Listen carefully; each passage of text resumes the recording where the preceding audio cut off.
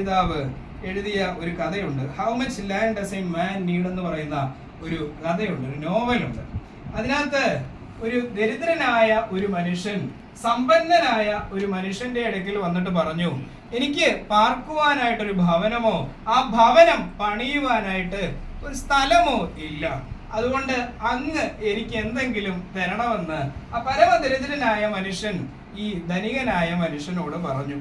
അപ്പോൾ ധനികനായ മനുഷ്യൻ പറഞ്ഞു, നിനക്ക് എന്തെങ്കിലും മതിയോ?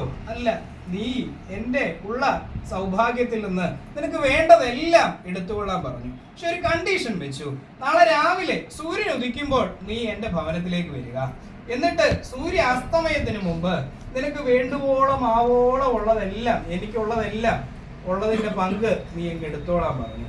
അങ്ങനെ പിറ്റേ ദിവസം ഈ ദരിദ്രനായ മനുഷ്യൻ രാവിലെ ഈ ധനികനായ മനുഷ്യന്റെ ഭവനത്തിലേക്ക് വന്നു.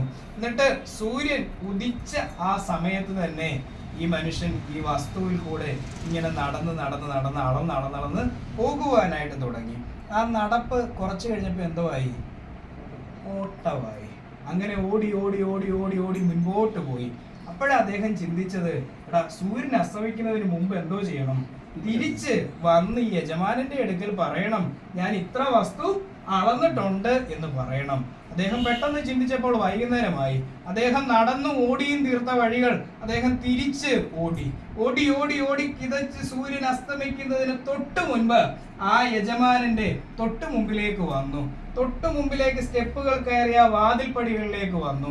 വാതിൽപ്പടികളിലേക്ക് വന്നപ്പോൾ യജമാനൻ ചോദിച്ചു, നീ എത്ര വസ്തു അളന്നു എന്ന് ചോദിച്ചു.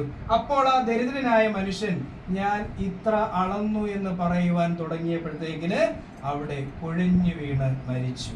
അതുകൊണ്ടാണ് അവിടെ പറഞ്ഞിരിക്കുന്നത്, നമുക്ക് how much land does a man need, എത്ര വസ്തു അല്ലെങ്കിൽ എത്ര സ്ഥലം ഒരു മനുഷ്യന് വേണം. നമുക്കൊക്കെ വേണ്ടത് വെറും എന്തുവാ? 6 അടി മണ്ണ്. ഇച്ചിരൂടെ പൊക്കമുള്ളവനാണെങ്കിൽ 7 അടി മണ്ണ്, അതിൽ കൂടുതൽ ഒന്നും വേണ്ടെന്നേ. പക്ഷെ നമ്മൾ എന്തുവാ? വെട്ടിപ്പിടിച്ചുകൊണ്ട് നമുക്ക് ഞാനെന്ന ചിന്തയോടുകൂടി ഈ ലോകത്തിൽ നമ്മൾ ജീവിച്ച് മുന്നോട്ട് പോകും. അതുകൊണ്ട് ഞാനെന്ന ചിന്തയെ മാറ്റി വെച്ചുകൊണ്ട് നമ്മുടെ ഉള്ളിൻ്റെ ഉള്ളിലുള്ള വെളിച്ചത്തെ ഇരുളാകാതെ ഇരിക്കുവാനായിട്ട് സൂക്ഷിക്കണം. അത് കഴിഞ്ഞ് 5ാമത് പറയുന്ന കാര്യം അലസത എന്നുള്ളതാണ്. മർക്കോസ് എവങ്കേലിയോസയുടെ സുവിശേഷം അതിന്റെ 4-ാം അധ്യായം 21-ാം വാക്യത്തിൽ നമ്മൾ ലൂക്കോസ് എവങ്കേലിയോസയുടെ സുവിശേഷത്തിൽ പ്രാരംഭമായി പറഞ്ഞ ആ കുറിവാക്യത്തിന്റെ അതേ ഉപമ പറയുന്നുണ്ട്. പിന്നെ അവൻ അവരോട് പറഞ്ഞത്, വിളക്ക് കത്തിച്ച് പറയിൻ കീഴിലോ കട്ടിൻ കീഴിലോ വെക്കാറുണ്ടോ? വിളക്ക് തണ്ടിന്മേലത്രേ വെക്കുന്നത് എന്ന് പറയുന്നുണ്ട്. ആദ്യം നമ്മൾ വായിച്ചു കേട്ട കുറിവാക്യവും ഈ ഉപമയുടെ ഒരു കണ്ടിന്യൂവേഷൻ ആയിരുന്നു. അപ്പോൾ ഇവിടെ പറയുന്ന ഒരു കാര്യമുണ്ട്, കട്ടിൽ എന്ന് പറയുന്നുണ്ട്. കട്ടിൽ എന്ന് പറയുന്നത് എന്തുവാ? അലസതയുടെ അടയാളമാണ്, അല്ലേ? കട്ടിൽ എന്തിനാണ് നമ്മൾ ഉപയോഗിക്കുന്നത്? ഫസ്റ്റ് നമുക്ക് ഉറങ്ങാനോ അല്ലെങ്കിൽ വിശ്രമിക്കുവാനോ നമ്മൾ എടുക്കുന്ന ഇടമാണ് കട്ടിൽ എന്ന് പറയുന്നത്. പണ്ട് കാലഘട്ടത്തിലെ നമ്മുടെ കുഞ്ഞുങ്ങളോട് മാതാപിതാക്കളോട് പറയുമായിരുന്നു, കട്ടിലേ കിടന്ന് ഈ കൂട്ടരോട് പ്രസംഗിക്കാൻ പോയപ്പോഴേ കട്ടിലേ കിടന്ന് അതിലെ ഒരു പയ്യനിട്ട് പറഞ്ഞു, എന്നോട് അമ്മ പറഞ്ഞിട്ടുണ്ട്, മുള്ളരുതെന്ന് പറഞ്ഞിട്ടുണ്ട്, കട്ടിലേ കിടന്നുകൊണ്ട് പഠിക്കരുതെന്ന് പറയുമായിരുന്നു. മാതാപിതാക്കള് എന്നോട് പറഞ്ഞിട്ടുണ്ട്, അമ്മയൊക്കെ പറഞ്ഞിട്ടുണ്ട്, കട്ടിലേ കിടന്നുകൊണ്ട് അല്ലെ കട്ടിലേ ഇരുന്നുകൊണ്ട് പഠിക്കരുതെന്ന്. കട്ടിലെന്ന് പറയുന്നത് എന്തുവാ? അലസതയുടെ അടയാളമാണ്. അലസതയുടെ ചുറ്റുപാടിരുന്ന് നമ്മൾ പഠിച്ചാൽ എന്തോ ചെയ്യും? പഠിക്കുവാനോ നമുക്ക് എന്തെങ്കിലും കാര്യങ്ങൾ ചെയ്യുവാനായിട്ടോ സാധ്യമാകില്ല. അതുകൊണ്ട് തന്നെയാണ് ക്രിസ്തു പറയുന്നത്, കട്ടിലിന് കീഴിൽ എന്തോ വെക്കരുതെന്ന് പറഞ്ഞു. വിളക്ക് കത്തിച്ച് കട്ടിലിന് കീഴിലും കൊണ്ടുവയ്ക്കരുത് എന്ന് പറയുന്നുണ്ട്. നമുക്ക് എല്ലാവർക്കും താലന്തിന്റെ ഉപമ നമുക്കറിയാം. അവിടെ യജമാനൻ ദാസന്മാർക്ക് എന്തോ ചെയ്തു? ഒരുത്തന് 5 കൊടുത്തു, ഒരുത്തന് 2 കൊടുത്തു, ഒരുത്തന് 1 കൊടുത്തു. 5 കൊടുത്തവൻ എന്തോ ചെയ്തു? 5 കൂടെ ഉണ്ടാക്കി. 2 കൊടുത്തവനോ 2 കൂടെ ഉണ്ടാക്കി. 1 കൊടുത്തവനോ കുഴിച്ചിട്ടിട്ട് ആ 1 തന്നെ തിരിച്ചു കൊണ്ട് കൊടുത്തു. അപ്പോൾ ഈ 5 ഇരട്ടിയാക്കിയവനും 2 ഇരട്ടിയാക്കിയവനോടും യജമാനൻ വന്നപ്പോഴും ഉത്തമരും വിശ്വസ്തരുമായ ദാസന്മാരെ അവന്മാരെ വിളിച്ച്, പക്ഷെ ഈ 1 കൊണ്ട് കുഴിച്ചിട്ട് തിരിച്ചു കൊടുത്തവനോട് എന്തോ പറഞ്ഞു? ദുഷ്ടദാസാന്ന് അവനെ വിളിച്ച് അവനെ എന്തോ ചെയ്തു? പുറത്തെ അന്ധകാരത്തിലേക്ക് തള്ളിയിട്ടു എന്നാ പറഞ്ഞിരിക്കുന്നത്. പ്രിയപ്പെട്ടവരെ, നമ്മളെ ഈ ലോകത്തിലേക്ക് പിതാവാൻ ദൈവം തമ്പുരാൻ അയച്ചിട്ടുള്ളത് ചില താലന്തുകളുമായിട്ടാ. ഈ താലന്തുകളൊക്കെ കുഴിച്ച് ഇട്ടിട്ട് നമ്മൾ അങ്ങോട്ട് ചെന്ന് കഴിഞ്ഞാലേ പുള്ളിക്കാരൻ നമ്മളോട് ചോദിക്കും, എടാ നീ വിശ്വസ്തനായ ദാസനാണോ അല്ലെങ്കിൽ ദുഷ്ടദാസനാണ്. ദുഷ്ടദാസനാണ് എവിടെ തന്നെ പോകും? വീണ്ടും അന്ധകാരത്തിലേക്ക് പോവുക തന്നെ ചെയ്യും. അതുകൊണ്ട് പ്രിയപ്പെട്ടവരെ, നമുക്ക് തന്നിരിക്കുന്ന താലന്തുകളെ വർദ്ധിപ്പിച്ചുകൊണ്ട് അത് അനുഗ്രഹപരമായ പൂർണ്ണമായ രീതിയിലേക്ക് മുൻപോട്ട് വെളിച്ചമുള്ളതാക്കി തീർക്കുവാനായിട്ട് സാധ്യമാകണം.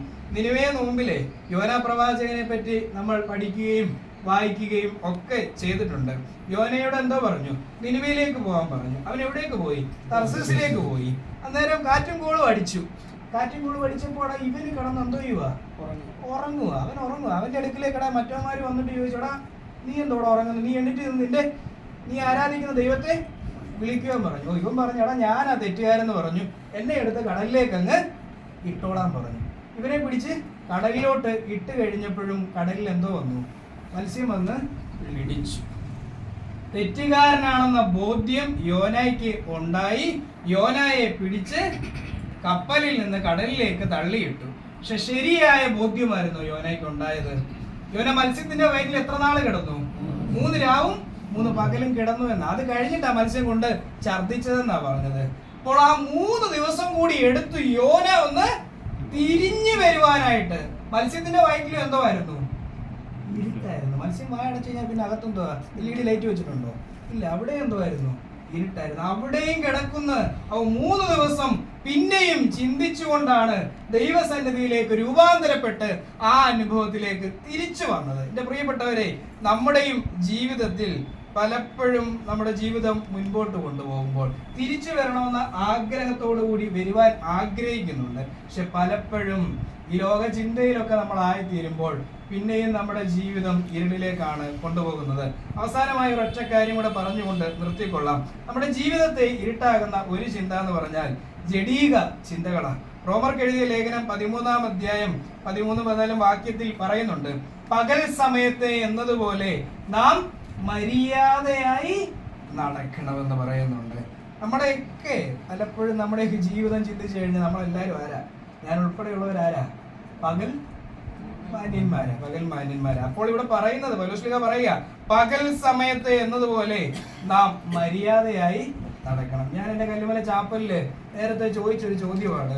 നമ്മുടെ മൊബൈൽ ഫോണിലെ സോഷ്യൽ മീഡിയ ഒക്കെ നമുക്ക് വന്ന സമയത്ത് നമ്മുടെ വാട്സപ്പിലോ നമ്മുടെ ഫേസ്ബുക്കിലോ മെസ്സഞ്ചറിലോ ഒക്കെ നമ്മൾ എപ്പോൾ കയറിയാലും എന്തോ ചെയ്യും?